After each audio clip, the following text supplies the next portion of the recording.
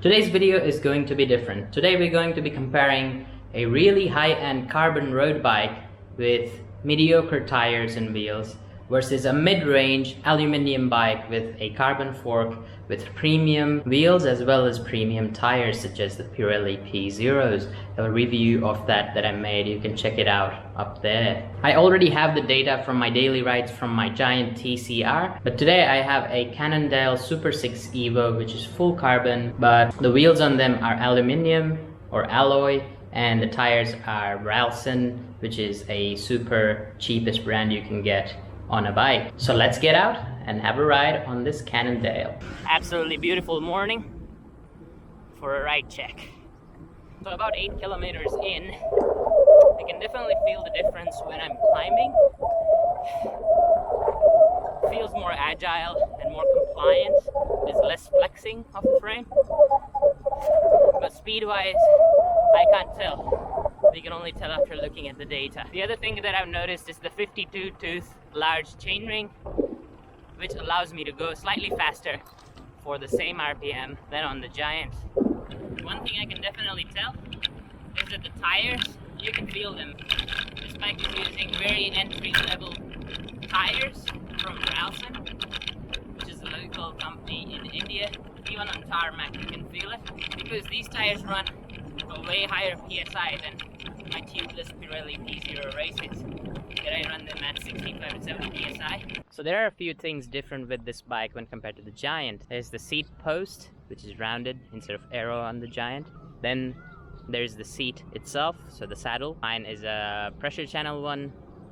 This one is a regular saddle. And as I mentioned earlier, it has a 5236 chain set in the front, and in the rear it has an 1130 or 1128 cassette. I have to confirm this and I'll put it up on the screen. So far, halfway through my ride, I don't feel that huge of a difference apart from climbing. We will look at the results and find out what it looks like, but right now I'm unimpressed, probably due to the tires. The bike just feels like it doesn't want to stick to the road. It's always kind of floating on it. It's really hard to explain, but I hope you know, when you put too much pressure on your bike, that's the kind of feeling you get. Minimum safe pressure that is recommended for the tire is 80 psi. That's why I've gone with it. Almost home. You feel a slight difference when pedaling when it comes to aerodynamics, but yeah, it's one other thing that I noticed. Right guys, so I'm back home. I've loaded the fit files from my Garmin and I've cropped the part where I was riding in traffic and I wasn't able to ride at the normal pace that I ride at as I ran into some friends. So after cropping that part, here are the activities on my computer. Alright, so let's look at this screen first. This is the overview. You can see I was tracking my heart rate in today's ride, and on my normal rides I also have a cadence sensor. You can see my average cadence here in my summary. You can see the average cadence was 87 RPM, and I tried to achieve that without the sensor because I'm used to my normal cadence. So that's one thing to note of. You can also see the temperature and wind was very similar, about 20 kilometers per hour of headwind when coming back, and then tailwind when going, of course. 27.3 average temperature, 26.8, fairly close enough. First, let's start with time. So with time, you can see that, so today with the carbon bike, we got 52 minutes, 54 seconds of time to reach to that same point. And compared to my Giant, which is 52 minutes and 56 seconds. So I would say it's very within margin of error. The other thing to note is you can see from the ride that the elevation profile is pretty flat. So yeah, it's mostly 0.5 to 0.5% negative or positive. So very flat roads with some flyovers slash, intersections. Than that, it's pretty flat grade. You can see 0 to 100 meters max elevation, total elevation 59 meters climbed, 67 descended. Let's delve deeper into details. Let's jump into the ride metrics. This is the Giant's ride, so the June 2nd is from the Giant, June 3rd is the Cannondale Carbon.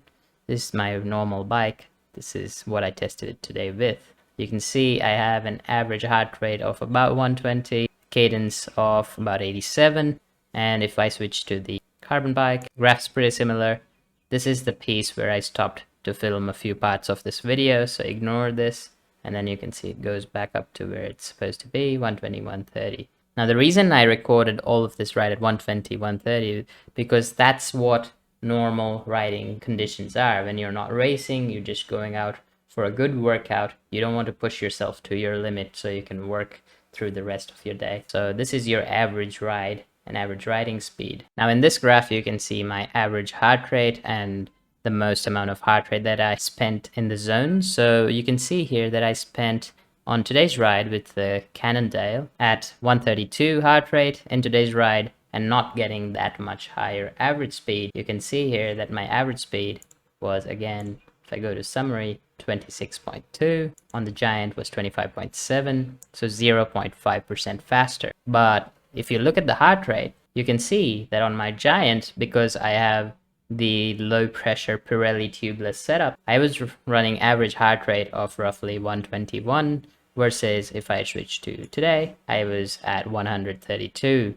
So there's definitely an effort difference here. Now I do not have a power meter, so I can't really say, but the weather conditions were very similar, and I rode at the same time of the day for both days, so simultaneous, so not much weather has changed between today and yesterday. Right, so here we've got data for speed. This is today's ride, this is yesterday's ride. If I jump into speed, you can see in today's ride I spent my time in a lot of different zones.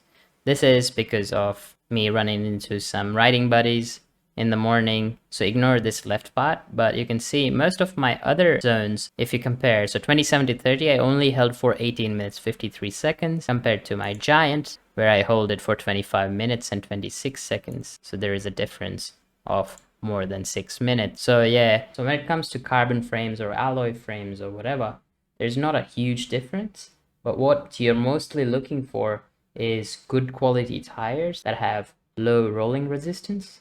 Then you should be looking for lower air pressures, maybe run tubeless or latex inner tubes. Lastly, a saddle with a cutout, because that increases your comfort tenfold. Because one thing that I noticed with the Cannondale bike, that the bike felt really solid when sprinting and everything.